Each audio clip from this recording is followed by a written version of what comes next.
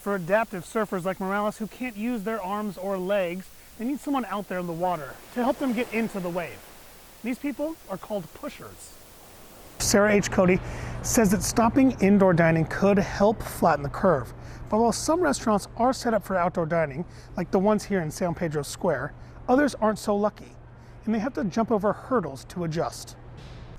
With the large volume of animals here at the fairgrounds, it takes more than just the animals' owners to take care of everything.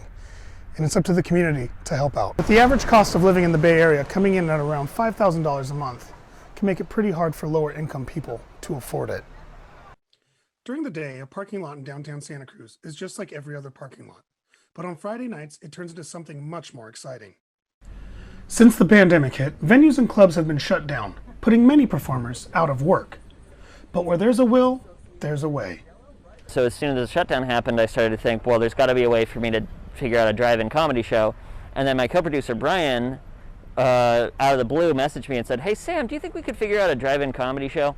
Both Sam Weber and Brian Snyder are local comedians in Santa Cruz that figured out they could still get people together to enjoy live comedy by hosting shows on top of a parking garage in downtown Santa Cruz. You can kind of, you can see the whole sky. It's kind of like a nice spot, I think.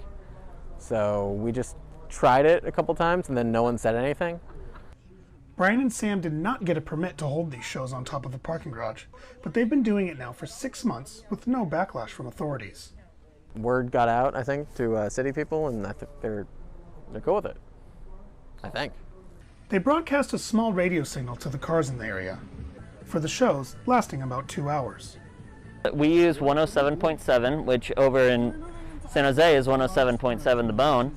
And because they don't have a very powerful frequency, but they're so close to us, it's wide open down here. Everyone can enjoy the show from the safety of their own car, but that can make it a little challenging for the comedians. This pales in comparison to a live audience, but is way better than Zoom. When the pandemic first hit, many comedians took to doing shows on Zoom, but that didn't result in the best quality show. With Zoom, it's even harder to read the audience, I think. But at least with cars, you're getting some kind of visual cue that you're doing well. Instead of hearing laughter, the comedians get reassurance that they're doing well when audience members flash their headlights.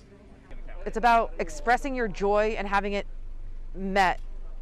And so I'd say that's the most important thing. If you're having fun up there, then the audience has fun with you.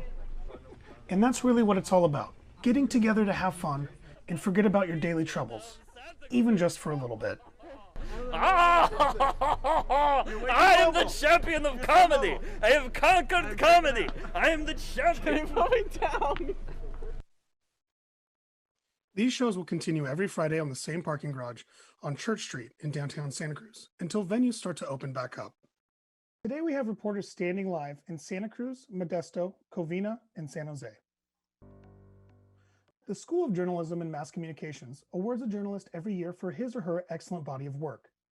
This year, the recipient may be furthest aligned with the school, but his commitment to speak truthfully to various audiences regarding the pandemic has landed him the Hearst Award of 2020. Guadalupe Amigdio is live in Modesto with more. Guadalupe? The Spartans close out their 4th win in a row over UNLV, putting them at 4-0 for the first time since 1955. Not only that, but junior defensive lineman Cade Hall was named Mountain West Defensive Player of the Week, with 7 tackles, 3 of which were for sacks. That's the 3rd week in a row that a Spartan player has been announced Player of the Week in this conference. And although they are playing what seems to be textbook football, Coach Brennan says they can still improve.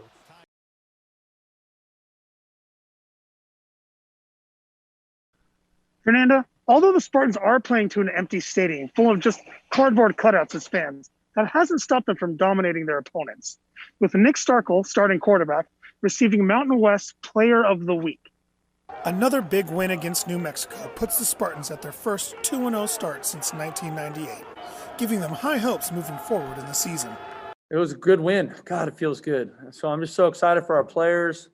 I'm really proud of all them, and I'm just really excited that this team is, 2-0 and has a chance to keep going. The Spartans were firing off on both sides of the ball, but mostly when it came to the passing game. Nick Starkel threw for 467 yards and 5 touchdowns. Offensively, it was a day of just big plays, and Nick Starkel, oh my goodness, was he fantastic. Just throwing incredibly beautiful deep balls down the field.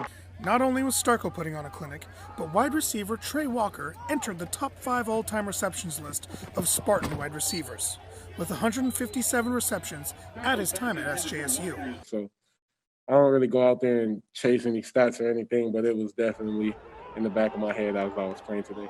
He had 9 receptions for 107 yards and 2 touchdowns versus New Mexico. Just make a play. When the ball's in the air, my job is to come down with it. It's just a routine thing that I do. This is only Nick Starkel's second game with the Spartans, but they seem to be playing like they've been doing it for seasons. And we got a great team surrounding me, great offensive line, great running backs, great receivers, and a great defense, as we saw today. So, loving life right now. The Spartans are looking great so far, and Coach Brennan likes what he sees. You know, it's just fun to hear people excited about Spartan football again. I'm excited to see what we can do with this team. You know, I always say that I believe we're building a championship program here. Spartans head to San Diego on Saturday with the high of this win over New Mexico. Live in Santa Cruz, Danny White, Update News. Nicole, here in Santa Cruz, Eddie Alaniz accepted the $1,200 from the government and turned it into his dream job. At the beginning of the pandemic, when people were getting laid off and their lives were being put on hold, many feared what would come next. But longtime barista and coffee brewer Eddie Alaniz saw it as an opportunity. When I got laid off during quarantine, it's always been very daunting to me in the back of my mind to start my own company. It's been very fearful. I think a lot of people don't go for things in life because of fear. But Alaniz didn't let fear get to him. And when some people were using their stimulus check for essentials, he decided to take the risk and start a business.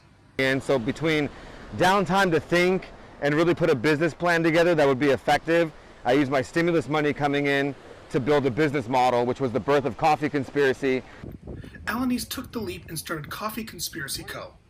Getting into the pandemic and not letting it affect him, and he had this great idea and made it happen. I think it's really inspirational. A lot of people said I was crazy to start a company in the pandemic, but I thought it was brilliant because nobody else is doing it, and I'm putting together a business model that surely relies on people being outdoors, which is the only thing that they can do right now is be outdoors. His business model is fairly simple. Alaniz rides a bike around East Cliff in Santa Cruz, rigged with 2 kegs full of cold brew. So I decided to do cold brew on the cart. I'm a big fan of cold brew. I love the potency of it. I love the flavor of it. Not only does he sell a product he is passionate about, but the fact that he sells it off of a bike gives it a wow factor. Definitely caught my eye. You don't normally see a guy riding around with kegerator taps on a bike, so. It's a big head turner. People come up to me and they want to know what's happening and they want to know what the bike's all about. So it engages more people and I get more conversation out of it by being on the move. Alaniz has only been in business for 2 months so far, but tourists and locals have been responding positively to it. Got great energy and great product.